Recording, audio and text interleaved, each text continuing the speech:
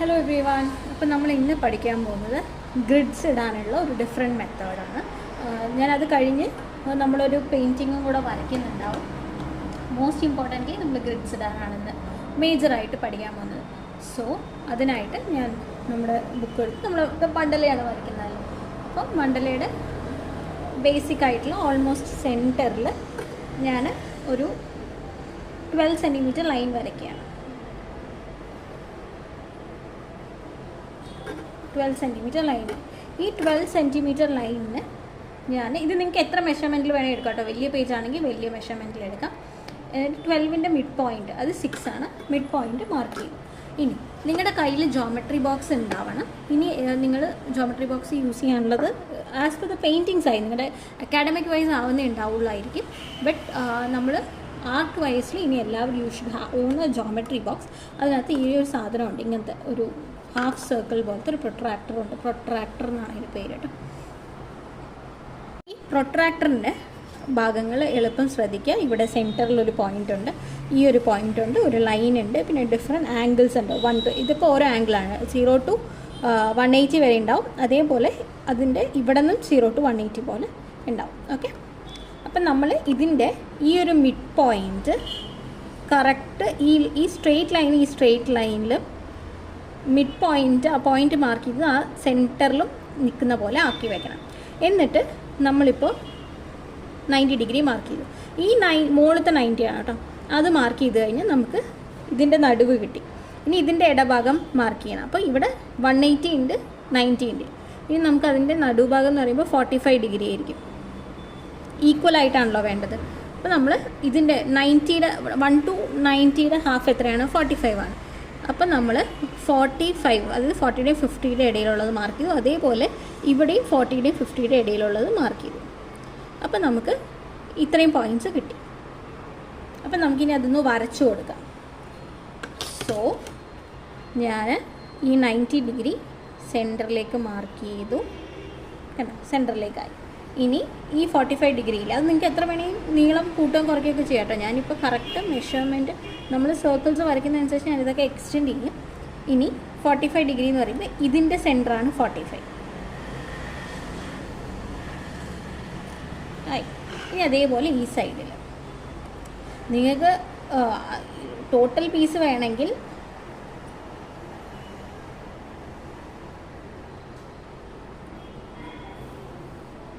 കണ്ടോ. അപ്പം ഇപ്പം ഈക്വൽ ആയിട്ടുള്ള 4 പീസുകൾ നമുക്ക് കിട്ടിയിട്ടുണ്ട്. ഇനി അതേപോലെ നമുക്ക് നെക്സ്റ്റ് സൈഡും കൂടെ വരയ്ക്കാം. നെക്സ്റ്റ് സൈഡ് വരയ്ക്കുമ്പോൾ നമ്മൾ എന്ത് ചെയ്യും? അതേപോലെ ഈ ലൈനിൽ സെൻറ്ററിൽ മാർക്ക് ചെയ്യും. 90 മാർക്ക് ചെയ്തു. 90യുടെ ഹാഫ് 45 ആണ്. അങ്ങനെ രണ്ട് സൈഡിലും ഞാൻ 45 മാർക്ക് ചെയ്തു. ഇനി ഈ ലൈനിനെ ഞാൻ എക്സ്റ്റെൻഡ് ചെയ്ത് കൊടുക്കുക. നമ്മളിവിടെ ഈ വരച്ചതിന് എക്സ്റ്റെൻഡ് ചെയ്തിട്ട് വരച്ചു. പിന്നെ ഈ സെൻറ്ററിന്ന് വീണ്ടും 45ലേക്ക് വരച്ചു കൊടുത്തു. നമ്മൾ മിഡ് കണ്ടതിലേക്ക് കണ്ടോ. അപ്പം നമുക്കിപ്പോൾ എത്ര ആംഗിൾ കിട്ടിയിട്ടുണ്ട്? 1 2 3 4 5 6 7 8 8 ഉണ്ട്. ഇനിയൊരു നമുക്കൊരു 8, അതായത് ഒരു 16 ഒക്കെ വരുമ്പോഴാണ് നമുക്ക് ഇതിൻ്റെ സഹായം വേണ്ടി വരിക. അല്ലെങ്കിൽ നിങ്ങൾക്ക് ഇപ്പോൾ ഇതിൽ ഒരു സൈഡിൽ 90 ഉണ്ട്. 10 സെൻറ്റിമീറ്റർ വെച്ചിട്ടാണ് വരയ്ക്കേണ്ടത്. 10 ആംഗിൾ വെച്ചിട്ടാണ് നിങ്ങൾക്ക് ഡിഫറൻസ് വേണ്ട. നിറയെ മണ്ഡലകൾ വരയ്ക്കാനുണ്ടെങ്കിൽ ഇങ്ങനെ 10 20 30 പറഞ്ഞിട്ട് മാർക്ക് ചെയ്യുക. എന്നിട്ട് അതിൻ്റെ സൈഡിലോട്ടൊക്കെ വരച്ച് കൊടുക്കുക. പക്ഷേ നമ്മൾ മിഡായിട്ട് ചെയ്യുമ്പോൾ കറക്റ്റ് വരെ. അപ്പോൾ 90 മാർക്ക് ചെയ്തു. 90 ആണ് സെൻറ്റർ വരെ. 90 മാർക്ക് ചെയ്തു. 90യുടെ ഹാഫ്. ഇനി നമുക്കറിയാം ഇത് 45 ആണ് എന്ന്. ഇനി 45ൻ്റെ ഹാഫ് എത്രയാണ്? അതാണ് മാർക്ക് ചെയ്യുന്നത്. 45. ഇനി ഇത് നമുക്കറിയാം ഇതെല്ലാം 45 ആണ്. ഇതിൻ്റെ എല്ലാം ഒരു ആംഗിൾ എന്ന് പറയുന്നത് ഈ ഒരു മെഷർമെൻറ്റ് 45 ആണ്. അപ്പോൾ ആ 45ൻ്റെ ഹാഫ് എത്രയാണ്? 22.5 ആണ് വരുന്നത്. അപ്പം നമ്മൾ ഓൾമോസ്റ്റ് 20 കറക്റ്റ് എടുക്കരുത്. 22ൻ്റെയും 23ൻ്റെയും മിഡ് മാർക്ക് ചെയ്യണം. അപ്പോൾ ആദ്യം ഇങ്ങനെ നടുവ് വയ്ക്കുക. നമുക്കറിയാം 22.3 എന്ന് പറയുമ്പോൾ ഏകദേശം ഈ ഒരു ആംഗിളിൽ മാർക്ക് ചെയ്യുക. നമുക്ക് കിട്ടി. അപ്പോൾ ഇതാണ് നമുക്ക് ഒന്നാമത്തെ ലൈൻ. അവിടെ മാർക്ക് ചെയ്ത് കണ്ടോ. അപ്പോൾ ഏകദേശം ഒരേപോലത്തെ കിട്ടും. ഇനി ഈ ഒരു ആംഗിളിൻ്റെ ഹാഫാണല്ലോ നമുക്ക് കണ്ടുപിടിക്കുന്നത്. അപ്പോൾ ഇതിനെ നേരെ തിരിക്കുക. തിരിച്ചിട്ട് ഇങ്ങനെ ഇതിൻ്റെ മിഡ് കണ്ടോ, അങ്ങനെ ഓൾമോസ്റ്റ് 23 മാർക്ക് ചെയ്യാം.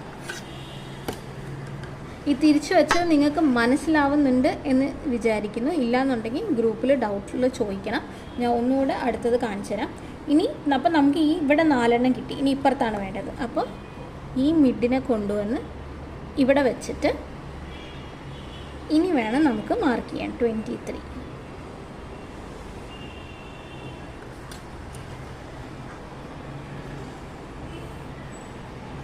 ഓക്കെ, അപ്പോൾ ഇനി നെക്സ്റ്റ് ഏതായിരിക്കും? ഇവിടെ വേണം കൊണ്ടുവയ്ക്കാൻ പ്രൊട്രാക്ടർ. നമ്മൾ ഈ ഒരു ആംഗിളിൽ കൊണ്ടുവച്ചു. കറക്റ്റ് സെൻറ്ററിൽ തന്നെ മാർക്ക് ചെയ്യണം കേട്ടോ. സെൻറ്ററിലും ഈ ഒരു എൽ ഷേപ്പ് കറക്റ്റായി വരണം, എന്നാലേ നമുക്ക് കറക്റ്റായിട്ട് കിട്ടുള്ളൂ.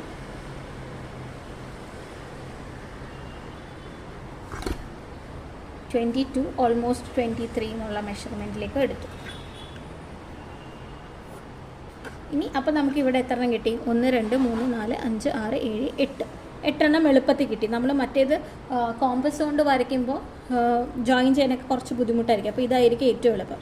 ഇനി ഞാൻ ഇതേപോലെ തന്നെ അതർ സൈഡും കൂടെ ചെയ്യണം.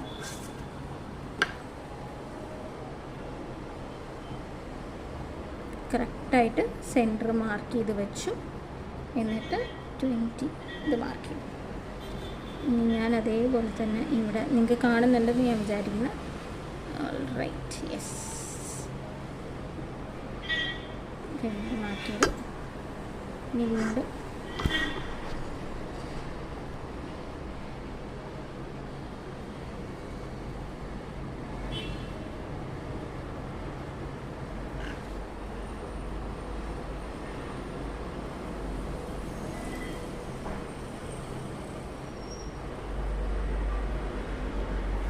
നമ്മൾ 4 ഡോട്ട്സ് മാർക്ക് ചെയ്തിട്ടുണ്ട്. ഇനി അതെല്ലാം നമുക്ക് സെൻറ്ററിലോട്ട് ജോയിൻ ചെയ്യിപ്പിച്ച് കൊടുക്കാം.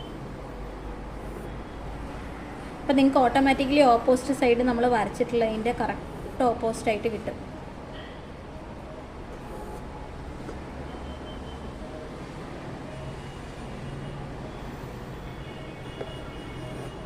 കണ്ടോ?